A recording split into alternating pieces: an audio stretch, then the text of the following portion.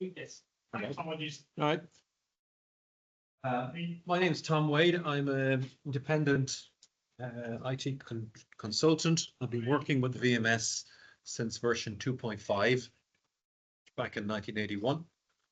And I'm talking today about a tool that I put together in an effort to try and do something about something that I find very personally annoying, and I'm hoping that other people do as well.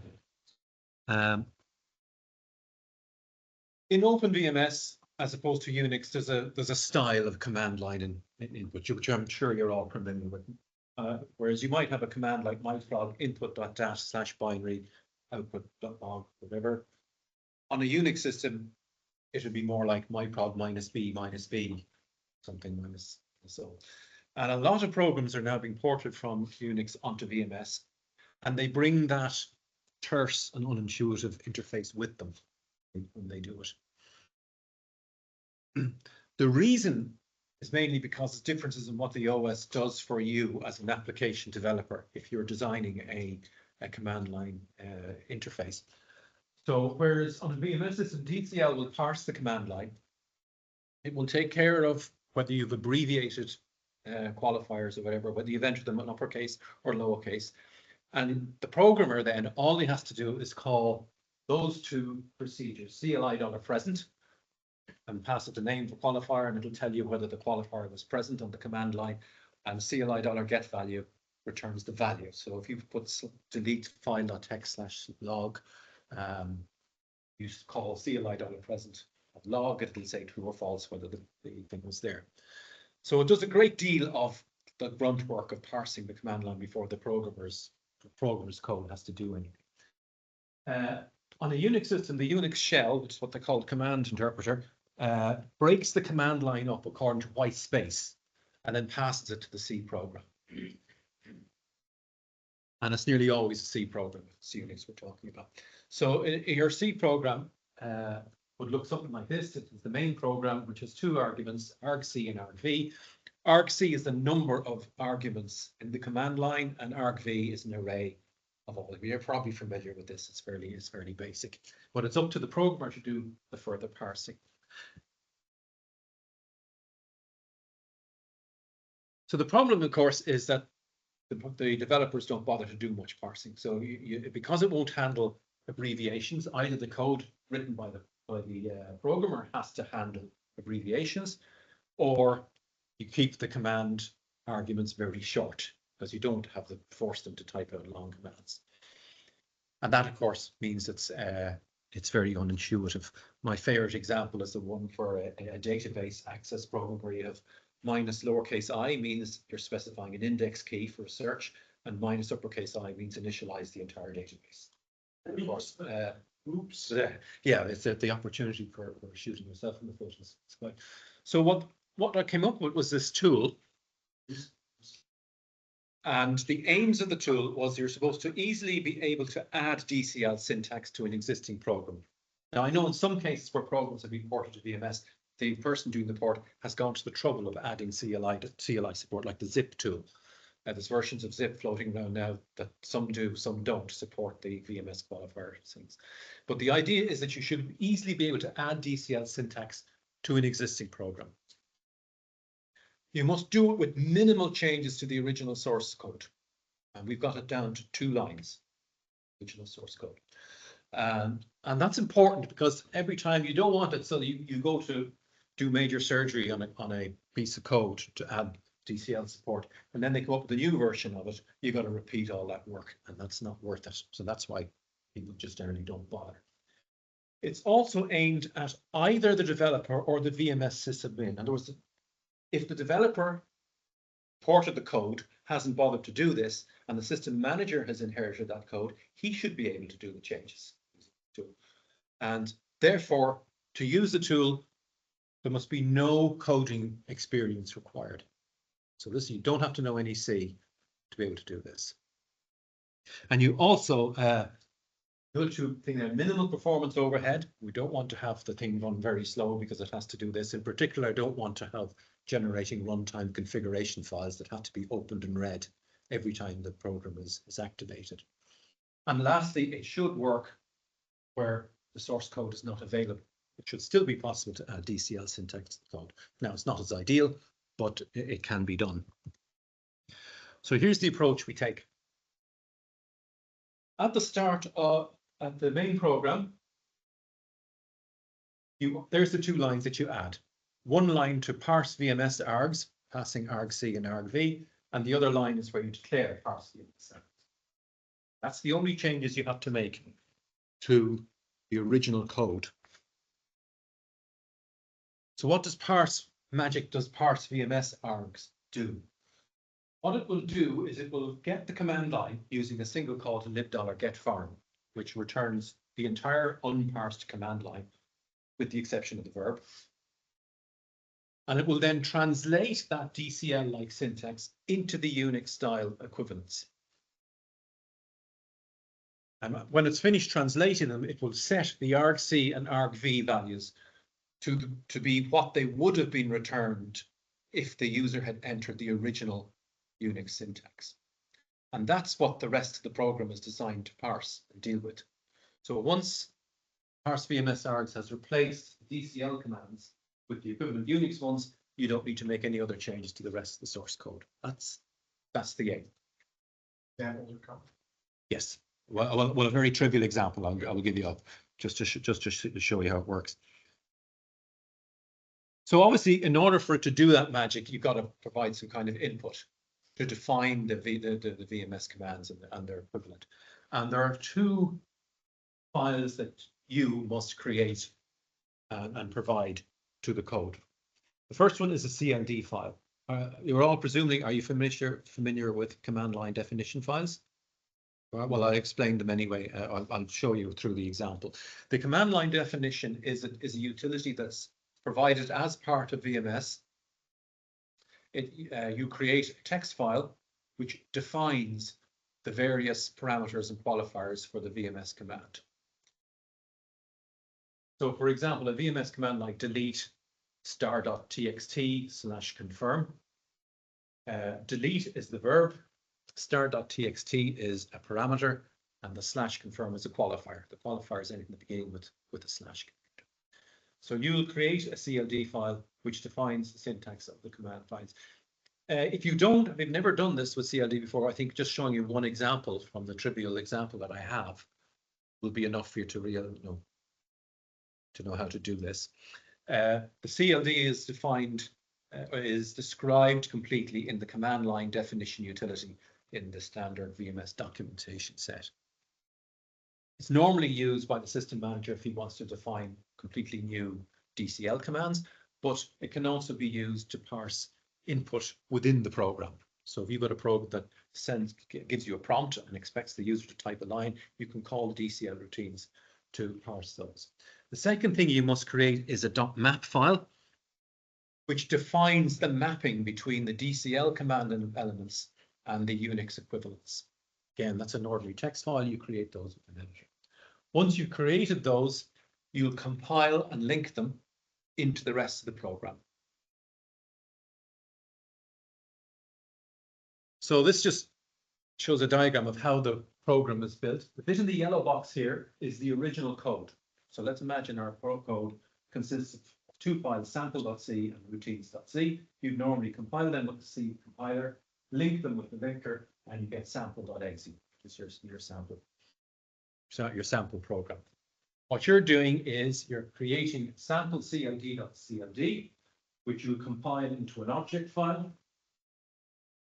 Sample map.map, you will translate using the tool that's provided. And it also will produce an object file, and you simply add those two along with parsevms.obj when you're relinking the main program. The only change to the existing code set is the two lines of the main program. The map file consists of multiple lines. Blank lines are ignored, lines beginning with an exclamation mark are treated as comments. But the map file will contain one action line and one or more map lines. The action line will nearly always be this, action return. The action return tells parsevms args to return to the caller with the translated arguments. It will translate the arguments from the VMS syntax into the Unix syntax and return to the main program. If you include the /allow Unix, it checks to see does any of the command elements begin with a dash character, and if it does, it will assume the user is entering the original Unix style syntax and will not make any changes. That way you can support both the VMS qualifiers and the Unix qualifiers within the same program. And the map statements, you have one pair command element, in other words, one pair qualifier or one or parameter. And in its simplest form, it simply says map VMS keyword to Unix keyword. So you might have there map include and -i. In that first example, if the user types in /include equals file.txt, it'll be translated into -i space file.txt. The value that you would include with that, include equals some value, will be appended as the next argv element string. You can also define a map of the absence of VMS qualifiers. For example, in this example, map log /negative equals -q. If the log qualifier is present, it will not generate anything. And if it's omitted or negated with /nolog, it will put in -q. The reason you might want to do that is because in the example we've seen -q might be used for quiet, which means suppress any optional logging information, which happens a lot in the Unix world. But in the VMS world, you'd normally do that by putting /nolog. For example, the define command and the delete command also have a log qualifier. In the case of delete, nolog is the default. In the case of define, log is the default. So if you define a logical name and another one's and it's replacing an existing one, it says logical name replaced by whatever. You can combine the two. You can specify a map with both an ordinary one and a /negative on the same line, and it will give you one if it's present and give you the other one if it's not present. You can also specify valid keyword lists to be translated. So if you say map mode to -m, if the user types /mode equals something, it will translate into -m and whatever he typed. But you can also specify a vlist and a ulist. Vlist is a list of VMS possible values for that qualifier, and the ulist is their equivalent translations. So in that example, if you say map mode -m, vlist equals restart continue, ulist is RI. If the user types /mode equals restart, it gets translated to -mr. And /mode equals continue would be -m. So you can define your own set of VMS-like keywords, which might be different from the original Unix ones. Sorry, what? Coding is different. Vlist is all. You're right. There's a syntax error on it.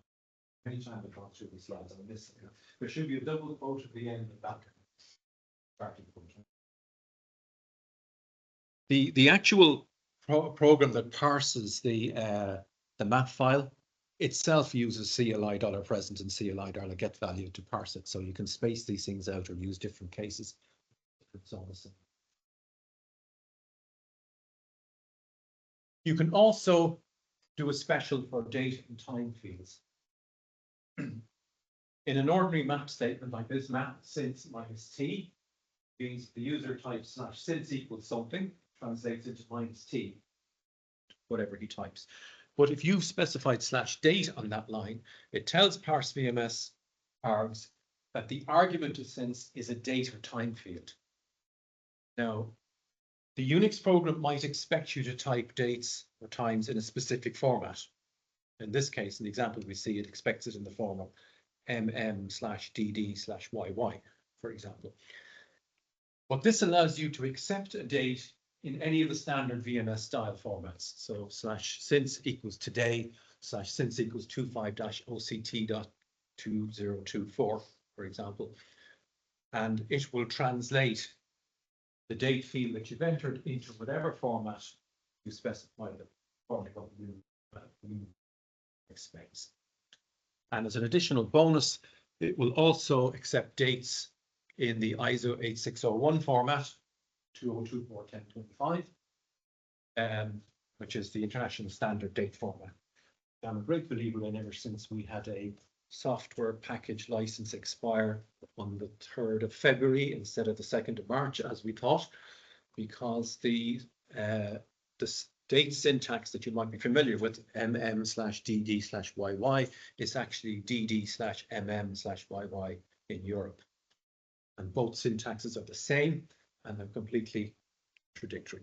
Whereas the ISO 8601 has 3 great advantages. One, that it's Y2K compliant, and everyone's forgotten about Y2K in the mistaken belief that it won't be an issue again until the next turn of the century, but could hit us much sooner again.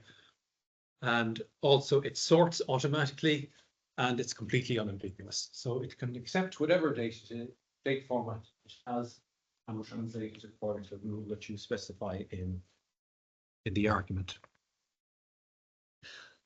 So to give you a flavor of how this works, I want to take a trivial sample program, and really as trivial sample programs go, you can't get much more trivial than this. All this program does is echoes out to you what the arguments were. So by itself, the 2 lines in bold are the ones we've added. So the original Unix program will be just the non-bolded section. So we add parse VMS args there, save and recompile the sample.c program. Now, obviously, that program will accept any arguments, whatever, because all it's doing is echoing them out. But let's assume that the example we're looking at expects Unix arguments in this form. That's the next thing you have to do, is work out what are the Unix that the program is expecting, and what are we going to use as the VMS equivalent. So it might want /q to suppress logging, which we are going to use /nolog. So that's going to be an example of using the negative one. It might want a qualifier with /b for binary mode. We're going to translate that into /binary. And it has a -d date for the specifying the date to only process records since that date. So we'll use the /since. And then expect a file name. It's a simple file. So that's going to be our first parameter. And just to be awkward, it might expect a -db qualifier for debugging. And just to demonstrate that the tool can handle this, it might specify db equals value rather than db base value, just to show that it can handle both that type of syntax. So it might expect db equals 1, it's one level of debugging, db equals 2, it's the second level, and db equals 3, depending on the amount of output you want. So we're going to translate that to debug equal to some level. Now, this is an example of a CLD file, command line definition file that you created. This is an ordinary text file that you create, and it demonstrates some of the main features of the command line definition utility. But if you want to get anything more complicated, and you can do a lot more than this, the command line definition utility manual describes this in fair details. You must have the first line module varg_cld, because that's the name of the module that the parse VMS args program is going to go looking for when it tries to work out what the syntax, the correct syntax is. So you'll always have that at the top. You then have to have, going down to this one first, you must define the verb varg. Verb must be varg. Now, that's all internal. The user never has to type a command called varg. It's only done for the parsing. When parse VMS args calls lib$getFarm, it returns the entire command line minus the verb. But the DCL parser needs a verb, so it tacks on varg to the front of it for the parsing. But the user doesn't type varg, he'll type whatever symbol you've defined to point at the image that's to be activated. So this defines what are the valid VMS qualifiers So parameter P1 means the first parameter, that's the bit without the slash in front of it. The label equals file. The label will be, whatever you specify, the label will be referred to by the map file when it's referring to it. And in this case, it says it must have a value and it has a type of $in file. That means the parameter must be a valid file name, and it must be a valid file name that exists. So it further restricts what the user can type in. We have a qualifier, that's something beginning with slash, qualifier log, and we've got default means it's going to be on by default. So if the user doesn't type log, it's assumed that slash log will be present. If the user doesn't want log, he has to type slash no log. Similarly, we've got a qualifier binary, slash binary. That one doesn't have a value. The user can't say slash binary equals something. You know, we say slash binary. You've got the qualifier debug. That also has a value. It must be debug equals something. And the type is a user-defined type, debug types. That must be defined up here. Define type. So by defining the debug types, we've specified 3 possible arguments for debug: minimum, default, and maximum. The user can only type one of those, type slash debug equals. And the middle one is on by default. So if the user types slash debug without a qualifier, without a value, it'll assume it's slash debug equals default. And notice that the user can specify the slash debug in uppercase, lowercase. You can abbreviate the keyword. You could say slash debug equals min. But you can't say slash debug equals n, because that would not be unambiguous. Qualifier since, slash since equal, again, you can restrict the value to be a valid date and time. But if you do that, if you want to support the ISO 8601 format, you've got to leave out the type equals date time, or otherwise the DCL parser will reject it before parse VMSRs gets a chance. And we've also included a qualifier slash help. So if the user wants to get some kind of help information, he can. Now that's typical of a command line definition that you might write. Again, it's fairly self-explanatory. You may have seen some of them before that instead of having a module, it has an image name. CLD files will always have either a module or an image. The image name is when you're trying to define a new DCL command to activate the program. Then it tells it what program it's going to create. Module means it's going to be linked to some program, which is going to it's going to ask it to parse stuff that it's got from another source. In this case, from lib.get_form. And then you will create that using the set command slash object, which will take sample cld.cld and produce sample cld.obj, which is an object file. So that's where you've defined what the valid command set for the user. If the user types in a command that breaks any of those rules, such as he uses a qualifier that's not there, or he specifies slash binary equals a value, which is not allowed, or he said specifying slash debug equals something other than these 3. If he does that, CLI$DCL parse will reject the message immediately, and the user will get an error message in terms of the DCL syntax that he typed, which is better than letting it run onto the main program, because if that produces an error, you'll get it in the form of what the Unix program was expecting, which may not be, be completely different.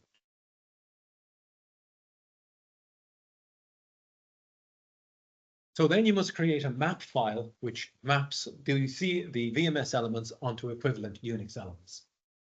So we have the action return, that's nice, to translate the arguments and return to the main caller. Allow Unix means the user can type in the Unix equivalent. I'm going to come back to this map help a few later slides. But then you have all the map statements which map VMS elements. So for example, map log specifies a negative of -q. If log is not present, and remember, because log was marked as default, The only way that log will not be present is if the user types /no log. If he doesn't type it at all, it will be present. That's not what you want, then you modify the CLD.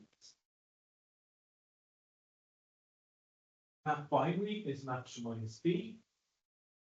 The map debug is, this is the one with the funny -db equals as opposed to -db space. You include the equals with the translation string. And you specify the vlist as minimum, default, maximum, and the units is 1, 2, 3. Which is possible to say /debug equals min will be translated to -db equals 1, and /debug equals default, or debug equals just debug on its own, because that keyword was defaulted. It will be translated to -db equals 2, and obviously the max is 3. The /append, the end, tells parse VMS to tack on the value straight after this qualifier. Straight after the, so db equals, because if you didn't put in /append, it would put it as the next argv element, as if the user had included the space. And there's our map since. Since equals specifies that it's a date, so it gets mapped into -d, and that's the date, a month number of day. There's a listing of all the different. If you want to translate it to the numeric month or the. Yep. Could you explain /append again, please? Sure. What we want normally, what it will do without the append is when you do a map, like it did for since, for example, you use since to -d. So if I say since equals today, that gets mapped to -d space and translated since. So it goes into the successive argv cell. And in this case, because it was using an equals rather than a space, you want /debug equals min. You translate it by -db equals 1, no space. Oh, okay. That's what the append is. Doesn't it needs the argument is appended straight to this rather than space to it. And then lastly, this when you translate it to a single dollar, that means this is a parameter. There's no slash qualifier. So there's only one parameter in this case, it's the input file name. So if you type sample space myfile.txt without any qualifiers, it will be translated into sample file.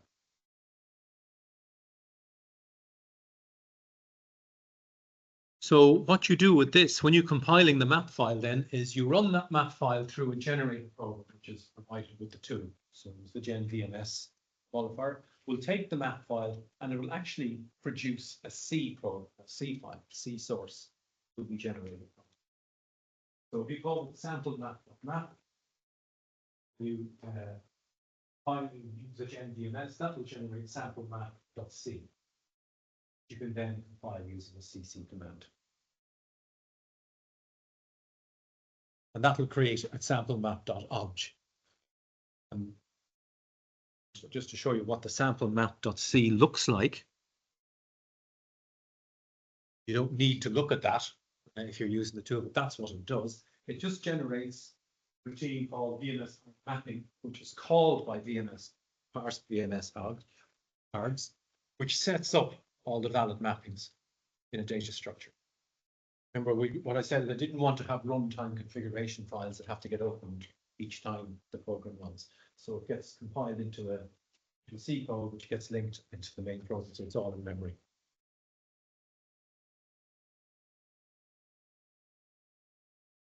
When you've got those commands put together, you just have to take the link command that links the program and add these three elements to it. Parse VMS.obj is the code for parse VMS arg, which you don't need to change. It's always the same. Sample CLD.object is the output from the set command /object command, which translated your CLD file into an object file. And the last one is sample map.obj, which is the generated file from your sample map.cl, sample map.map. And when you do the link command, you now get a new exit file that accepts DCL style arguments.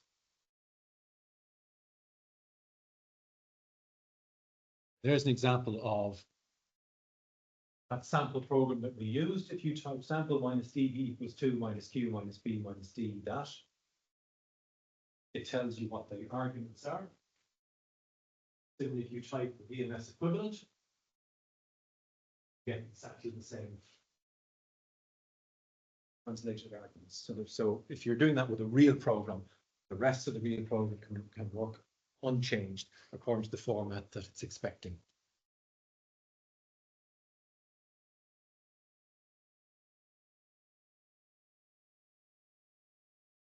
The tool also allows you to add interactive help. Now, Unix programs often have a -h or a minus question mark qualifier, and that gives you some kind of help output. And normally says something like usage : and tells you what the various Unix parameters are. And if you're lucky, it'll explain what they want, as opposed to just typing a list of qualifiers. This example here, if config, is actually a program that's part of the VSI TCP stack. And what a lot of Unix programs will do, if you type in a qualifier that is not right, it'll treat it the same way as a -h. It just says usage is whatever. So that's what happens. You do that, and that's typically when there's output. Yeah, these things.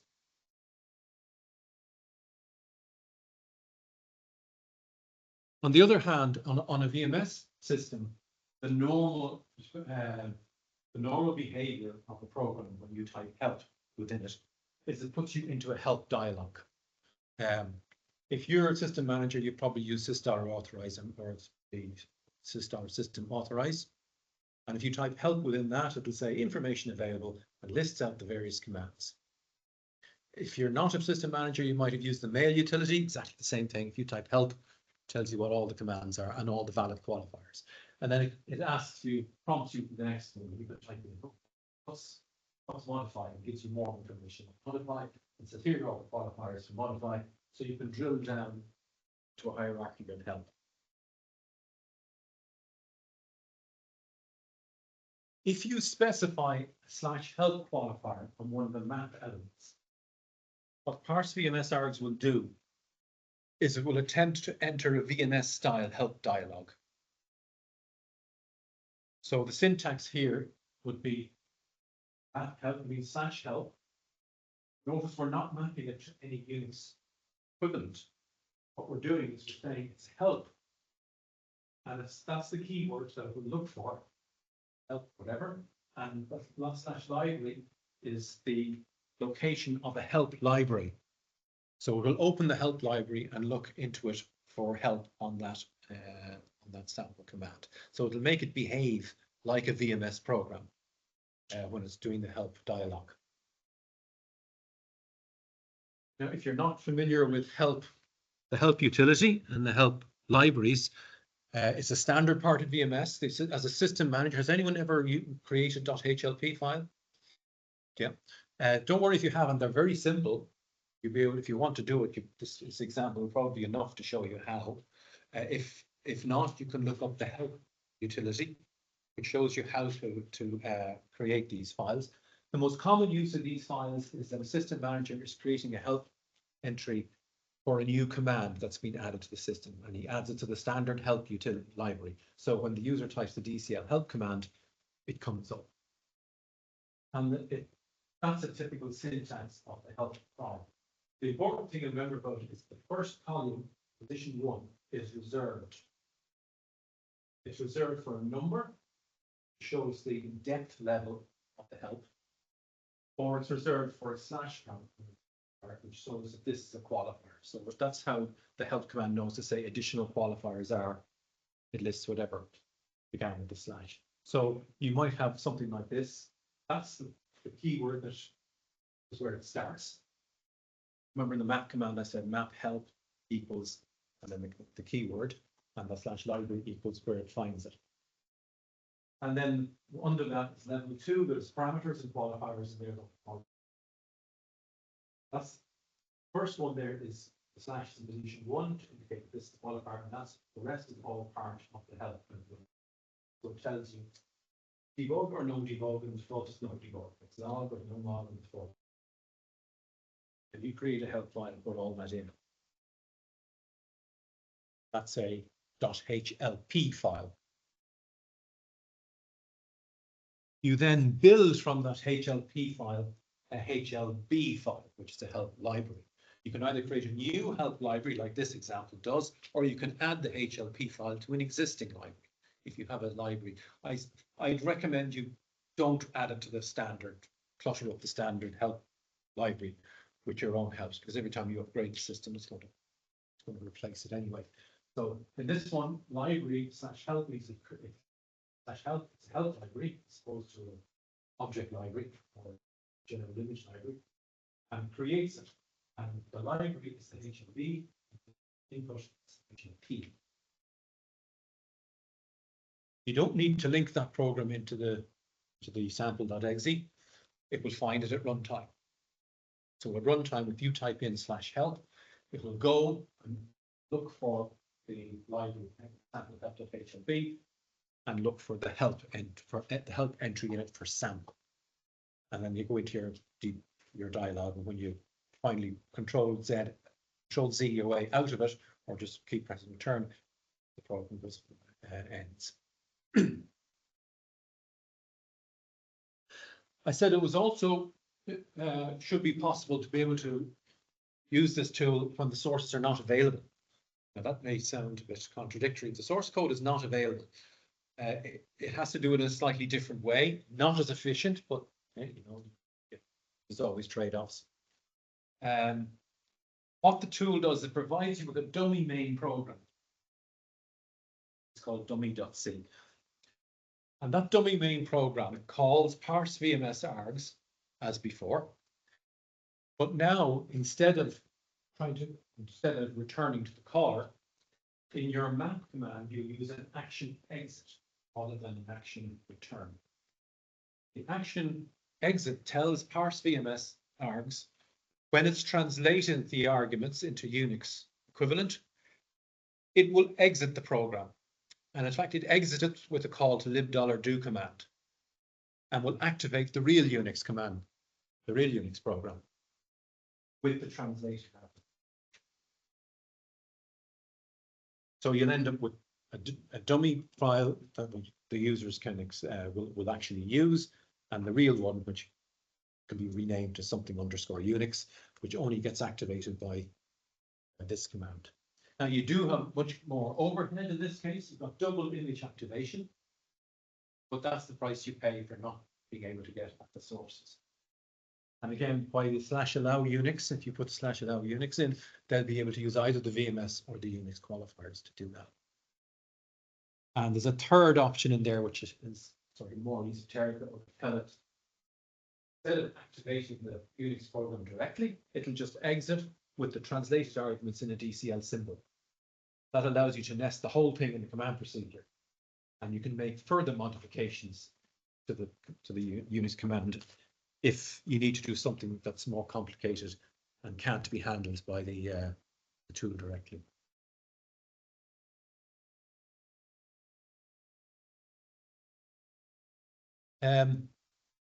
So the tool is, I wrote this as a proof of concept.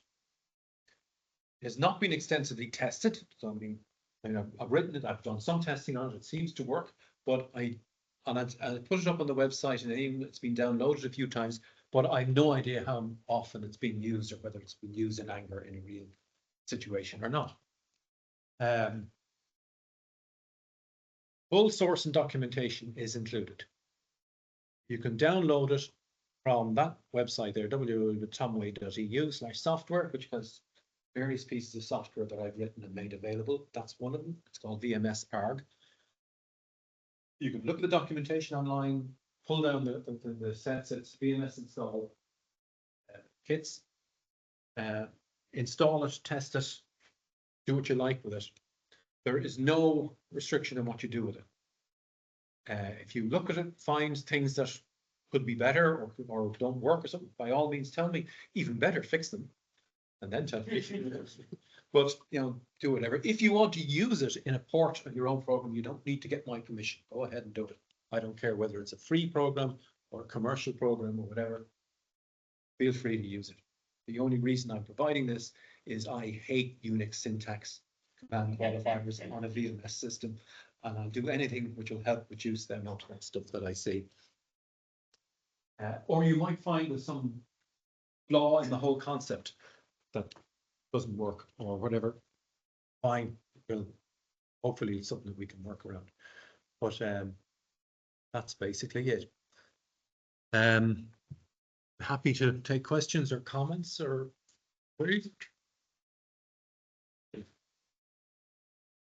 Yeah. What prompted you to do this? Well, really, it was because I hate Unix, but I hate. There is a website that says I hate Unix, and there's a document called Unix haters. That's right, there is, and I remember reading that. Yeah, yeah. I have to be honest, I probably do hate Unix, but I do think lots of useful things have come out of Unix. The command line interface is not one of them. I think these single letter cherish qualifiers are awful. It's a command line interface that's designed purely to minimize the travel. Yes, it's not designed to be intuitive. Right. Yeah. Yeah. But so when I found VMS provides very good tools for command line interpreters. If you're a programmer and you're writing something that's going to accept code command line, but either as the command line that activates the program or as the input to a program from a prompt. The CLI.DCL parse, CLI.present, CLI.get value are great tools and makes it very easy for you to design a program that expects DCL style. I had actually forgotten about CLI. DCL parse. DCL, Yeah. DCL forms. I Yeah. had forgotten about it. Yeah, well, that is very useful for, well, it's essential if you're writing code, if you're accepting input within the program, right, from a command line. That's how you tell DCL to parse it.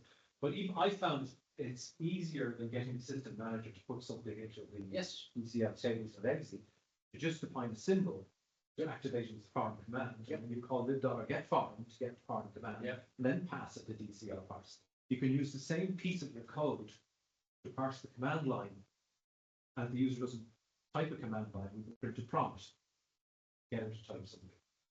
And it's where we use this. yeah. So, well, I'd be delighted, and I'd love to hear if you've used it, and but obviously you don't have to tell me even if it's your own code. But I'd be delighted to know. You're going to be around the birds with feathers tonight. You'll see where I'm going. Yeah. I mean, ultimately, I suppose what I'd really love to see is to see VSI include either this or their own version of it.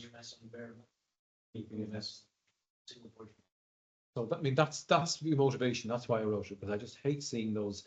If somebody goes to the trouble of porting something to VMS and doesn't go the extra little bit to put in the DCL qualifiers. Yeah.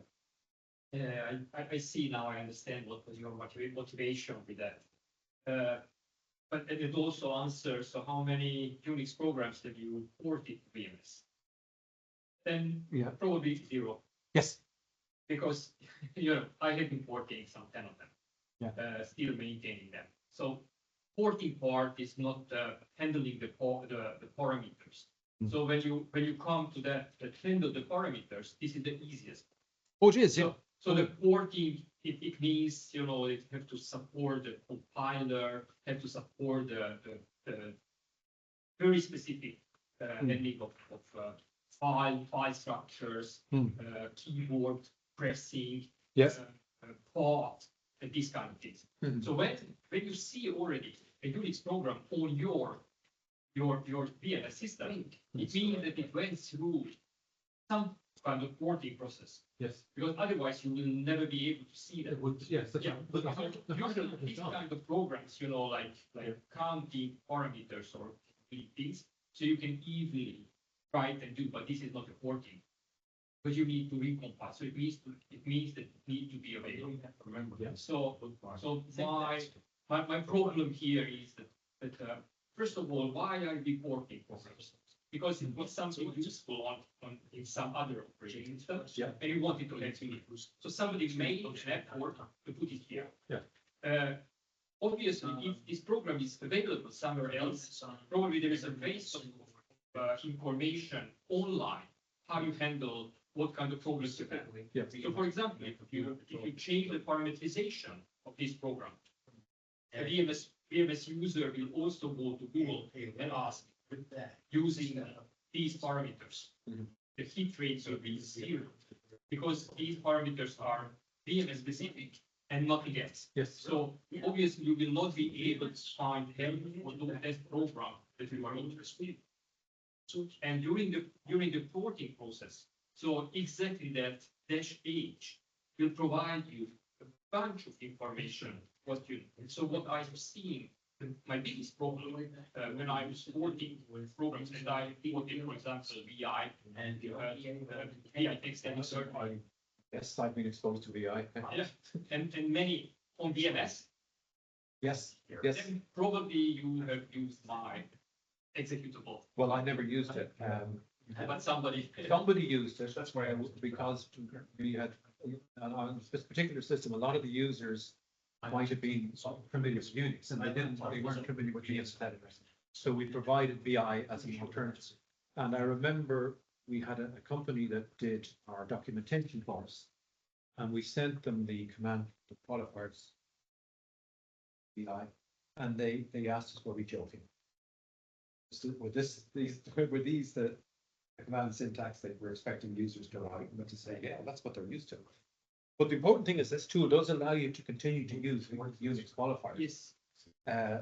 But I suppose when a program is imported to VMS, it's either going to be used by a user who's using that program on several different platforms, in which case he's more likely to use the Unix syntax because that's familiar.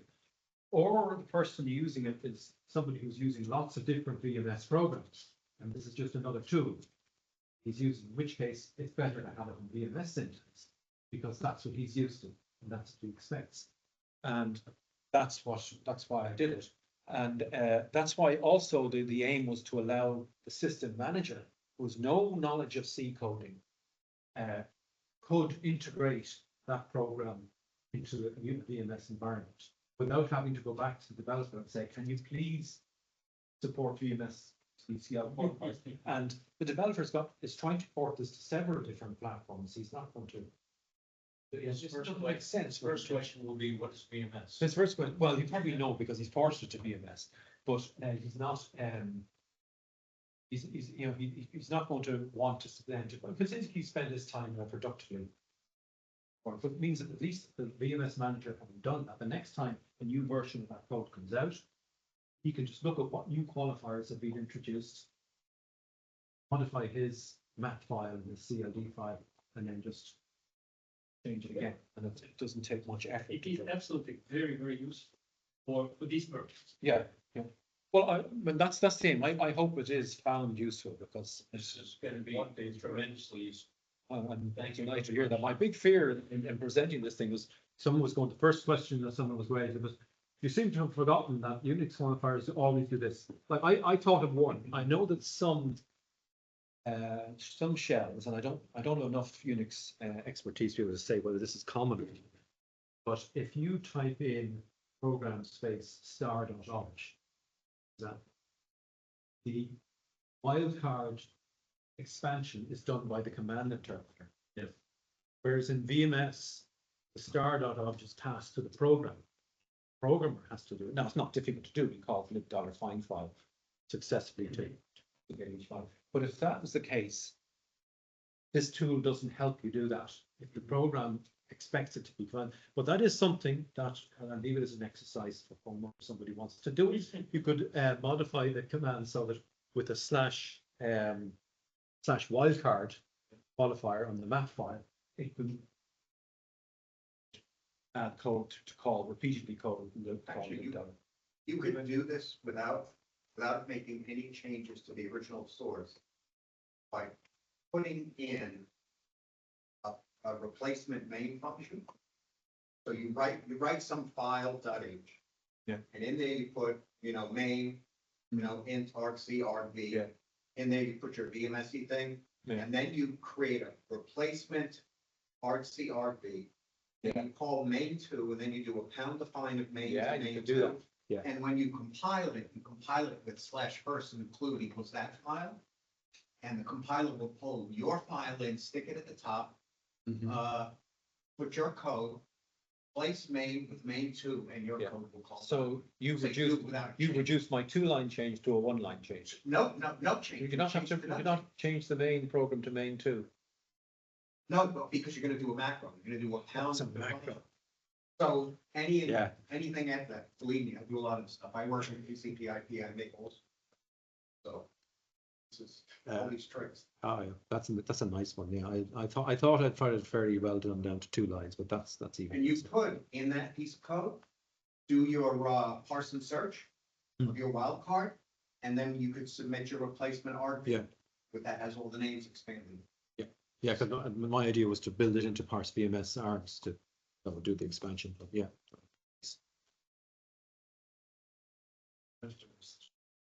I'm delighted that it's of use. Thank you. Get